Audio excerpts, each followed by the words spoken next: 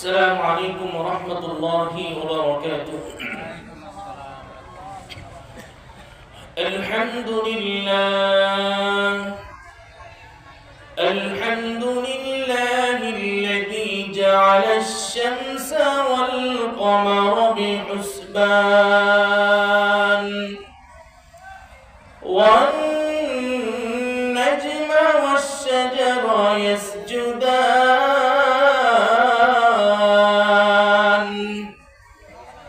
كما فضل مكانا على مكان ونشهد أن لا إله إلا الله وحده لا شريك له ونشهد أن سيدنا وسندنا وحبيبنا وحبيب قلوبنا ومولانا محمدا عبده ورسوله أرسله الله تعالى بالحق بشيرا ونذيرا وداعيا إلى الله بإذنه وسراجا وقمرا منيرا. أما بعد فأعوذ بالله من الشيطان الرجيم. بسم الله الرحمن الرحيم. الذي خلق الموت والحياة ليبلوكم أيكم أحسن عملا أو كما قال النبي صلى الله عليه وسلم: مفتاح الجنة الصلاة أو كما قال النبي صلى الله عليه وسلم: الدنيا سجن المؤمن وجنة للكافر. صدق الله مولانا العظيم وصدق رسوله النبي الكريم ونحن على ذلك من الشاهدين والشاكرين والذاكرين والحمد لله رب العالمين. الحمد لله আল্লাহ রাব্বুল আলামিনের কাছে লাখো কোটি শুকরিয়া যে আল্লাহ রাব্বুল আলামিন মাগরিবের নামাজের পর থেকে এই পর্যন্ত ধারাবাহিক আলোচনা চলতেছে, আমরা শুনতেছি যে আল্লাহ রাব্বুল আলামিন আমাদেরকে সুযোগ করে দিয়েছে, এই জন্য দিল থেকে শুকরিয়া আদায় করি আলহামদুলিল্লাহ। আল্লাহ রাব্বুল আলামিনের বড় ইহসান, বড় দয়া, আমি আপনি মাহফিলে আসতে পেরেছি। দেখেন এই সময় অল্প কিছু মানুষ মাহফিলের প্যান্ডেলে বসেছে, অথচ আপনি মেলার দিকে তাকান, বাজারের দিকে তাকান, দেখেন ওখানে মানুষের অভাব নাই। এজন্যই নবী করিম সাল্লাল্লাহু আলাইহি ওয়াসাল্লাম বলে গেছে, 1999 জন যাবে জাহান্নামে। কতজন বলেন? 1999 জন যাবে জাহান্নামে, একজন জান্নাতে। হিসাব এখানেই পাওয়া যায়। আমার মুসলমান ভাই, আমাদেরকে যে আল্লাহ রাব্বুল আলামিন দুনিয়াতে পাঠিয়েছে, আমি আপনি দুনিয়াতে যা দেখি, যা করি, সব কিছু লিপিবদ্ধ হইতেছে কিনা বলেন? আমি আপনি একাকী ভাবে প্রকাশ্যে যে গুনাহগুলো করতেছি সব দেখতেছেন কে? আল্লাহ। সবাই বলেন নাকি? আল্লাহ। সেই মালিক যদি আমার উপর নারাজ হয়ে যায়, ওই মালিক আমার উপর নারাজ হয়ে আমি আপনি যা দেখতেছি যা করতেছি সব কেড়ে নিতে পারে কিনা বলে? সেই মালিকের ক্ষমতা আছে না নাই? যদি মালিকের ক্ষমতা থাকে, আমি আপনাদের সকলের কাছে অনুরোধ করব, আমরা যে গুনাহগুলো করতেছি গুনাহগুলো আমাদের ছেড়ে দেওয়া দরকার। কি বলে? গুনাহ ছেড়ে দিতে হবে। আল্লাহ রাব্বুল আলামিন বলেন, আল্লাযী খালাকাল মাউতা ওয়াল হায়াতা লিয়াবলুয়াকুম আইয়ুকুম আহসানু আমালা। হে দুনিয়ার ঈমানদার, আমি আল্লাহ রাব্বুল আলামিনের সিস্টেমটা কেমন তোমরা জেনে নাও। তোমরা দেখতেছো আমি আগে হায়াত পেয়েছি, তারপর আমার মওত হইতেছে, অথচ আল্লাহ তাআলা বলতেছে আল্লাযী খালাকাল মাউতা ওয়াল হায়াত। আল্লাহ বলতেছে বান্দা তোমার মওত আগে হইছে, তারপর হায়াত দিয়েছি, আবার তোমার মরণ হয়ে যাবে। অথচ মুসলমান, আমি আপনি দুনিয়াতে হায়াত পেয়েছি, হায়াত পাওয়ার পর ওই মালিকের কাছে আমার একটা সময় আবার চলে যাওয়া লাগবে কিনা?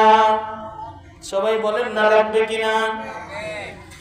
আজকে আমার হায়াত আছে, আমার শক্তি আছে, আমার পরিবারের মানুষ, আমার মহল্লার মানুষ আমাকে মূল্যায়ন করবে।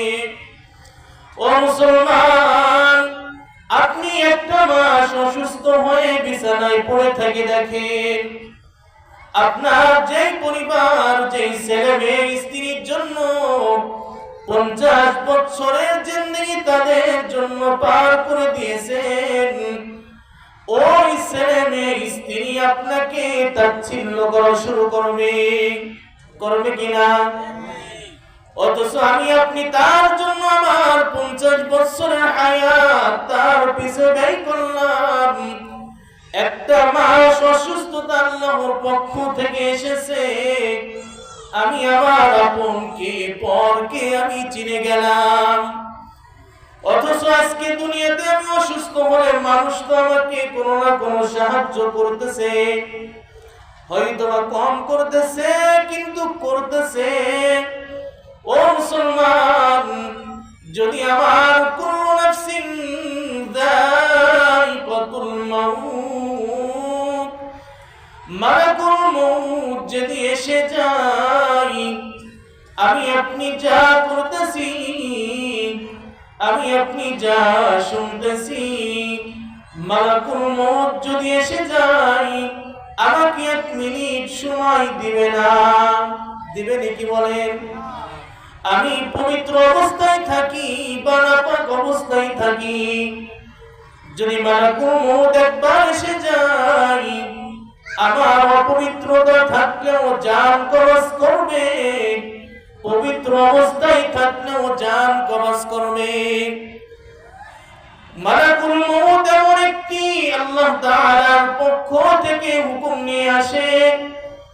দুনিয়াতে বিভিন্ন ধরনের মেহমান আমাদের বাড়িতে আসে, দুনিয়ার মেহমানদেরকে বিভিন্ন আপ্যায়ন করার মাধ্যমে তাদেরকে সন্তুষ্ট করে বিদায় দেওয়া যায়, কিন্তু মালাকুল মউত আমার আপনার জন্য জীবনের শেষ পরোয়ানা নিয়ে হাজির হয়ে যায়।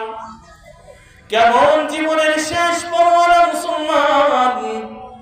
মালাকুল মউত যখন একবার আমার আপনার সামনে হাজির হয়ে যায়, ওই মালাকুল মউত আমার থেকে জান কবজ না করে আর পিছপা হয় না। আমি যদি চাই মালাকুল মউত, আমি তো নাপাক অবস্থায় আছি, তুমি আমাকে একটু সময় দাও, আমি পাক হয়ে তারপর আসি, আমাকে কি সময় দিবে বলেন? ও মুসলমান, আমাকে যদি মালাকুল মউত সময় না দেয়, আমাদের চিন্তার বিষয় হলো দুনিয়াতে আমি যা করতেছি, যা দেখতেছি, দুনিয়ার সবই ধোঁকা, দুনিয়ার সবই ধোঁকা। যদি তাই না হতো, আমি আমার সন্তান, স্ত্রী, ছেলে মেয়ে সকলের জন্য জীবনের 50 বছরের হায়াত তাদের জন্য ব্যয় করলাম। অথচ 1 মাস অসুস্থ হলে তারা আমাকে যেমন নিচু চোখে দেখে, আগে যে ভালোবাসা দিত সেই ভালোবাসা দেয় না। ঠিক মালাকুল মউত যদি একবার হাজির হয়, মালাকুল মউত এসে গেলে আমাকে 1 মিনিট সময় আর বাড়িয়ে দিবে না।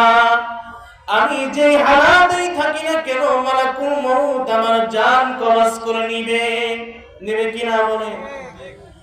অথচ দুনিয়াতে দেখা যায় আমি যতই দুর্বল হই, আমি যতই অসুস্থ হই, আমার জন্য পরিবারের মানুষ কোনো না কোনো নিয়ামত রেডি রাখে, রাখে কিনা। অথচ আমি তাকড়া জোয়ান এখন যদি মারা যাই, আমার লাশ যদি 5 তলায় থাকে, আমার স্ত্রী সন্তান আমার লাশটাকে 20 তলায় যদি নামাই, ওই লাশ পুনরায় 5 তলায় কি উঠাইবে? বলেন না, উঠাইবে নাকি? তাহলে বোঝা যায় আমি নিজ টাকায় বাড়ি করলাম, নিজ টাকায় আমি আমার স্ত্রী সন্তানদের জন্য এত বিলাসবহুল বাড়ি গাড়ি করলাম। আমি মারা যাওয়ার সময় আমার জন্য জীবনের সর্বশেষ 3খানা কাফন ছাড়া কিছুই আমার সঙ্গে দিবে না। দিবে নাকি বলেন? যদি আমার সঙ্গে 3খানা কাফন আর ঈমান আমল নিয়ে যদি কবরে যাই, আমার জন্য আপনার জন্য মালিক আমার আপনার সন্তুষ্টির কারণে, আমি আপনি মালিককে সন্তুষ্টি করার কারণে ওই মালিক আমার আপনার জন্য সুন্দর জান্নাত বানিয়ে রাখছে। কি বানিয়ে রাখছে বলে? জান্নাত বানিয়ে রাখছে। এমন একটি জান্নাত আল্লাহ তাআলা বলেন, ইন্নাল্লাযীনা আমানু ওয়া আমিলুস সালিহাতি কানাত লাহুম জান্নাতুল ফিরদাউসি নুজুলা। বান্দা কেমন জান্নাত, কেমন নিয়ামত বান্দা তোমরা কি চিন্তা করতেছো? এমন জান্নাত আমি আল্লাহ তাআলা তোমাদের জন্য তৈরি করেছি, যেই জান্নাতের কথা দুনিয়ার মানুষ তুমি তোমার মাথায় চিন্তাও করতে পারবা না। আমি জান্নাতটাকে এত সুন্দর করে তোমাদের জন্য সাজিয়েছি। দুনিয়াতে যেমন যেই মানুষটা যৌবনকালে পরিশ্রম করে, ওই মানুষটা যখন দুনিয়ার জীবন ত্যাগ করে, আল্লাহ তাআলা যেমন তাকে সন্তুষ্টি করে, আজ এই মানুষগুলো মরার পর আল্লাহ রাব্বুল আলামিনের সন্তুষ্টি ছাড়া দুনিয়ার জীবন ত্যাগ করে। 2 মানুষের দুনিয়ার দাফন করার কাফন করার সিস্টেম এক। একজন নামাজি ব্যক্তি মারা গেলে তার জন্য সাদা 3খানা কাফন থাকবে, থাকবে কিনা? একজন বেনামাজি মারা গেলে তার জন্য সাদা 3খানা কাফন থাকবে। ও মুসলমান, দুনিয়াতে সব কিছু এক হবে, সিস্টেম একইভাবে হবে। ইমানদারের জানাজার সময় যেমন ভাবে জানা যায় কাতারবদ্ধ হয়ে মানুষ নামাজ আদায় করবে, বেনামাজির ক্ষেত্রেও মানুষ একইভাবে নামাজ আদায় করবে। দুনিয়ার সব কিছু এক হয়ে যাবে। একজন ইমানদারের ক্ষেত্রে যখন লাশ কবরে রাখবে, ওই সময় বলবে বিসমিল্লাহি ওয়া আলা মিল্লাতি রাসূলিল্লাহ। একজন বেঈমান সে মারা গেলেও তার ক্ষেত্রেও এই একই দোয়া পড়ে কিন্তু কবরে রাখা হয়। ঈমান আছে কিন্তু আমল নাই। মুবারক দাদা মুসলমান, সেই সূত্র ধরে মুসলমান, এই কারণে একই সিস্টেমে মুসলমানের কবরস্থানে দাফন হইতেছে। আমি আপনাদের কাছে প্রশ্ন করি, মুসলমান, দুনিয়ার সব কিছু তো এক হয়ে গেল। নামাজি ওটা করছে, বেনামাজির ক্ষেত্রেও তাই করলো। কিন্তু কবরে নামার পরের ব্যবস্থা কি এক হবে কিনা বলেন? আমি আপনি কবর দিয়ে যখন 40 কদম দূরে সরে যাব, আবার আপনার প্রশ্ন করার জন্য আল্লাহ রাব্বুল আলামিনের পক্ষ থেকে দুজন ফেরেশতা আমাদের কাছে আসবে। ওই দুই ফেরেশতা আমার আপনার কাছে প্রশ্ন করবে, মান রব্বুকা? যেই মানুষটা দুনিয়াতে রবের গোলাম ছিল, যেই মানুষটা রবের হুকুম অনুযায়ী গোটা জিন্দেগি পার করছে, ওই মানুষটাকে যখন প্রশ্ন করা হবে মান রব্বুকা, তোমার রব কে, ওই মানুষটা উত্তর দিতে 1 মিনিট দেরি হবে না, সাথে সাথে বলবে রব্বি আল্লাহ, আমার রব হলেন কে? সবাই বলেন না কে? সাথে সাথে উত্তর দিয়ে বলবে আমার রব একজন, তিনি হলেন আল্লাহ। আবার ওই মুসলমান ইমানদার তাকে প্রশ্ন করা হবে মান দীনুকা, তোমার দিন কি, তোমার ধর্ম কি? যে ইমানদার ইসলাম অনুযায়ী, ধর্ম অনুযায়ী দুনিয়ার জীবন ত্যাগ করে, ওই মানুষটা প্রশ্ন করার সাথে সাথে মানুষটা উত্তর দিয়ে দিবে দিনিয়াল ইসলাম, আমার ধর্ম হলো ইসলাম। আমি আপনি যেই নবীর নাম শুনেছি জীবনে দেখি নাই, ওই মানুষটাকে আমার আপনার সামনে দেখানো হবে আর বলা হবে এই মানুষটাকে। ওই সময় ইমানদার ডাক দিয়া বলবে ইনি তো আমাদের নবী, নবী মুহাম্মদুর রাসূলুল্লাহ সাল্লাল্লাহু আলাইহি ওয়াসাল্লাম। এমন করে ইমানদার যখন 3টা প্রশ্নের উত্তর দিয়ে দিবে, আল্লাহ রাব্বুল আলামিনের পক্ষ থেকে আওয়াজ এসে যাবে, হে আমার ফেরেশতারা, আমার বান্দাকে তোমরা ডিস্টার্ব করিও না। আমার বান্দার দৃষ্টি শক্তি যতদূর পর্যন্ত যায়, আমার বান্দার জান্নাত ততদূর পর্যন্ত তোমরা বৃদ্ধি করে দাও। তার কবরটাকে জান্নাতি পোশাক দিয়ে, জান্নাতি নাজ নিয়ামত দিয়ে পরিপূর্ণ করে দাও। কার পক্ষ থেকে হুকুম হয়ে যাবে? বলেন না কার পক্ষ থেকে? আর যদি আমি নাফরমান হয়ে মারা যাই, আমার ক্ষেত্রেও 3টা প্রশ্ন করা হবে। 3টা প্রশ্ন উত্তর দেওয়ার সময় বলবো হা হা লা আদরি, আমার রব কে আমি তো জানি না। সে কি মুসলমান, সে কি ইমানদার, অথচ তাকে প্রশ্ন করা হইতেছে তোমার রব কে? উত্তর দিয়ে বলতেছে হা হা লা আদরি, আমার রব কে আমি জানি না। তাকে প্রশ্ন করা হবে তোমার ধর্ম কি? ওই সময় সে উত্তর দিয়ে বলবে হা হা লা আদরি, আমি জানি না। এমন করে 3টা প্রশ্ন করা হবে। 3টা প্রশ্নের উত্তর একই ভাবে বলবে হা হা লা আদরি, আমি জানি না। আল্লাহর পক্ষ থেকে হুকুম হয়ে যাবে, আমার বান্দা দুনিয়াতে নাফরমান ছিল, আমি তাকে এত নাজ নিয়ামত দিয়েছিলাম, সে নাজ নিয়ামত পেয়ে আমি আল্লাহর হুকুম না মেনে দুনিয়াতে তার মন চাই জিন্দেগি করেছেন। ও আমার ফেরেশতারা, তাকে তোমরা ধরে বসো, তার জন্য কোনো ক্ষমা নাই। তার কবরটাকে জাহান্নামের আগুন দিয়ে ভরপুর করে দাও। নবীজি বলতেছেন আল কবরু রাউদাতুম মিন রিয়াদিল জান্নাহ আও হুফরাতুম মিন হুফারিন নার। কারো কবর হয়তো বা জান্নাতের বাগান অথবা জাহান্নামের গর্তে পরিণত হবে। কি বলেন না? হয়তো বা জান্নাতের বাগান অথবা জাহান্নামের গর্তে পরিণত হবে কি কবর। আমি আপনার আমার সকল মুসল্লি ভাইদেরকে একটাই অনুরোধ করব, আমাদের সকলের মরা লাগবে কিনা? সবাই বলেন না লাগবে কিনা? লাগবে।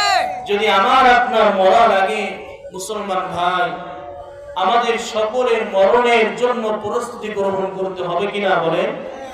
কেমন ভাবে মরণের জন্য প্রস্তুতি গ্রহণ করব? দেখেন, আপনাদের এখানে উদাহরণ দিতে সহজ হয়। আপনাদের অধিকাংশ ছেলে মেয়ে অধিকাংশ মুরব্বীদের বাচ্চারা বাহিরে আছে না নাই বলে? আপনারা যখন বাহিরে সন্তানদেরকে পাঠান, সন্তানগুলো তারা 5 বছর থাকবে এই জন্য একটা সদাই করে কিনা বলে? সবাই বলেন না, করে কিনা? 5 বছর বিদেশে ভ্রমণ করবে অথবা কাজ করবে, তার জন্য কাপড় চোপড় থেকে অনেক কিছু ওষুধ অনেক কিছু নিয়ে যায়। কেন নিয়ে যায় বলে? যাতে 5 বছর সে থাকতে পারে, তার কোনো অসুবিধা না হয়।